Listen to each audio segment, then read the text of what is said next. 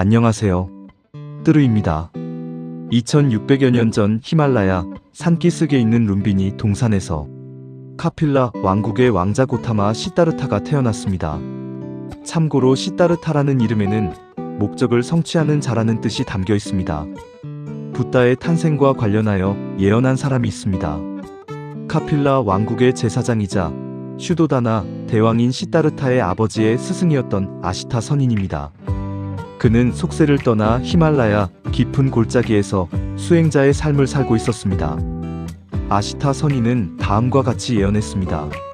속세에 머물면 세상을 다스리는 전륜성왕이 될 것이며 장차 출가한다면 깨달음을 얻어 부처가 될 것이라는 말이었습니다. 왕자님께서 세속에 계시면 전륜성왕이 되어온 천하를 다스릴 것이며 세속을 떠나시면 최상의 깨달음을 얻어 부처가 되실 것입니다. 그러니 반드시 중생을 연민하여 바른 법과 바른 진리로 많은 사람을 고통에서 구제하실 것입니다. 하지만 그때 저는 이미 수명이 다하여 이 세상에 없을 것입니다. 시다르타의 아버지 슈도다나 왕은 아들의 출가를 두려워했습니다. 그래서 계절마다 궁을 옮겨가며 왕자를 키웠다고 전해집니다. 시다르타는 16살에 결혼하고 아들을 얻습니다. 그리고 왕자의 면모를 갖추어가며 살아갑니다. 그러던 어느 날 성 밖에서 병들어 죽어가는 거린을 보게 됩니다. 그 장면은 그에게 큰 충격을 주었습니다. 그는 그때 처음으로 인간의 삶에 대해 깊은 질문을 던지게 됩니다. 바로 생로병사라는 문제였습니다. 그 뒤 시다르타는 오랜 고뇌 끝에 29살의 나이에 성을 떠나 수행의 길에 오릅니다. 바로 이 순간 그의 운명의 방향이 바뀌게 됩니다. 시다르타가 출가했던 당시 인도에는 출가를 선택하는 사람들이 적지 않았습니다. 기록에 따르면 무려 2만 명에 이르는 고행자와 구도자들이 숲과 산에서 수행을 하고 있었다고 합니다. 붓다 역시 그 2만 명 가운데 한 사람이었습니다. 당시 인도 사람들은 이러한 수행의 숲을 고행림이라고 불렀습니다. 시다르타는 출가 직후 5명의 도반과 함께 수행을 시작했습니다. 한때 그는 하루에 쌀 한 톨과 콩 한 톨만 먹었다고 전해집니다. 경전에는 이렇게 기록되어 있습니다. 백가죽을 만지면 등뼈가 만져졌고 등뼈를 만지면 백가죽이 만져졌다. 붓다는 그렇게 고행의 극한까지 나아갔습니다. 하루에 쌀 한 알과 콩 한 개로 연명하며 무려 6년 동안 고행을 이어갔습니다. 그의 수행은 자아, 즉 에고를 억누르는 수행이었습니다. 그러나 에고는 끊임없이 다시 살아나곤 했습니다. 고행의 막다른 골목에 이르렀지만 근본적인 깨달음에는 도달하지 못했습니다. 결국 그는 고행을 중단하게 됩니다. 비쩍 마른 몸으로 강에서 몸을 씻은 뒤 붓다는 차분히 자신의 지난 시간을 돌아보았습니다. 그리고 어린 시절을 떠올렸습니다. 열대 과일나무의 일종인 잠부나무 아래에서 우주의 흐름을 바라보며 깊은 명상에 잠겼던 순간이었습니다. 그때 그는 한 가지 깨달음을 얻었다고 합니다. 리라의 현이 너무 팽팽하면 끊어지고 너무 느슨하면 소리가 나지 않는다. 리라는 하프와 비슷한 악기입니다.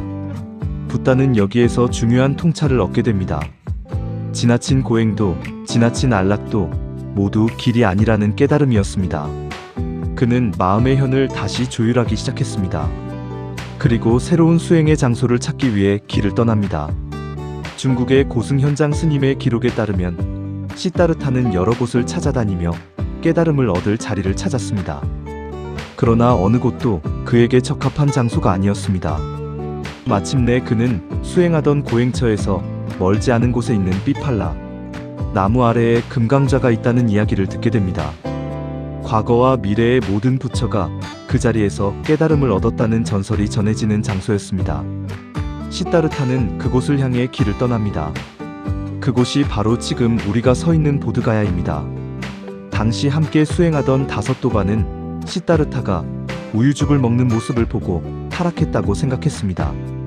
그래서 그를 떠나 사슴동산이 있는 사르나트의 녹야원으로 가버립니다. 수행과 좌절, 그리고 절망을 얼마나 반복했을까요?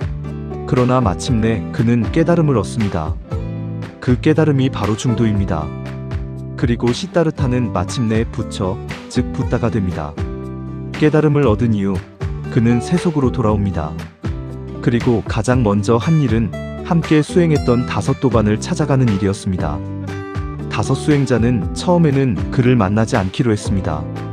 하지만 그가 다가오는 모습을 보자 자신들도 모르게 공손하게 인사를 하게 됩니다.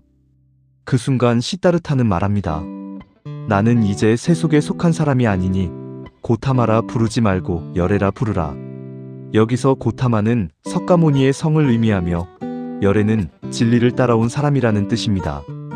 그 순간 그들은 단순한 도반이 아니라 사제관계가 됩니다. 5 도반은 부처의 첫 제자가 되고 시다르타는 이제 붓다라고 불리게 됩니다.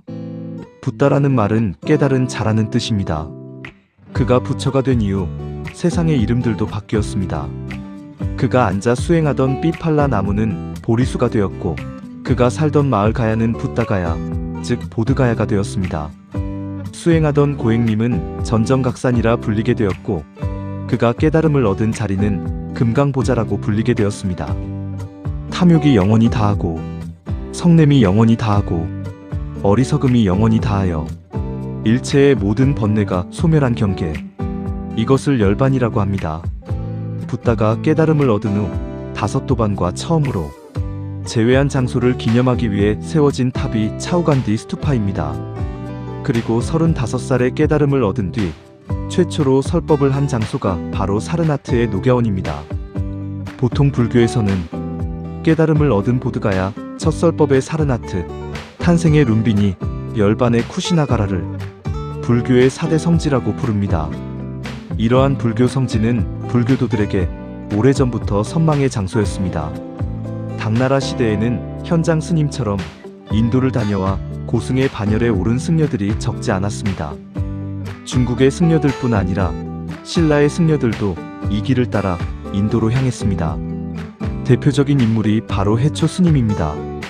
해초는 723년 바닷길을 통해 인도에 도착한 뒤 동천축, 중천축, 남천축, 서천축, 북천축을 여행했습니다. 천축국은 중국에서 인도를 부르던 옛 이름입니다. 해초가 남긴 기록이 바로 왕오천축국전입니다. 이 여행은 단순한 여행이 아니었습니다. 불교 성지를 찾아가는 구도의 길이었습니다. 그는 쿠시나가라에 도착했을 때 이렇게 기록했습니다. 1달 걸려 쿠시나가라에 도착했다. 부처님께서 열반하신 곳이다. 성은 이미 황폐해져 사람 사는 흔적이 보이지 않는다. 그러나 부처님이 깨달음을 얻은 자리에 탑이 세워져 있고 한 스님이 그곳을 청소하며 물을 뿌리고 있다. 그리고 마침내 보드가야의 마하보리사에 도착했을 때 그는 감격을 시로 남겼습니다. 보리수가 멀다고 걱정하지 않는데 어찌 녹야원이 멀다 하리오? 다만 멀고 험한 길이 근심될 뿐 업보의 바람도 두렵지 않네. 팔탑은 참으로 보기 어려우니 오랜 세월 속에 많이 사라졌네. 어찌하면 한 사람의 소원이 이루어질까? 오늘 아침 2 눈으로 똑똑히 보았구나. 그 후 그는 인도뿐 아니라 페르시아와 중앙아시아 여러 나라를 지나 파미르 고원을 넘어 다시 당나라로 돌아갔습니다. 여행은 4년이 걸렸습니다. 오늘날 기준으로 보면 약 40여 개 나라를 지나온 여정입니다. 결국 그는 지구의 약 3분의 1을 여행한 셈이었습니다. 필자는 아마도 그것이 참으로 멋진 세계 여행이었을 것이라고 상상해봅니다. 물론 수많은 죽음의 고비를 넘어 이루어낸 인간 승리의 여정이었지만 말입니다. 이상 뜨르TV 뜨르의 세상읽기 해유민문학연구소에서 제공하였습니다. 감사합니다.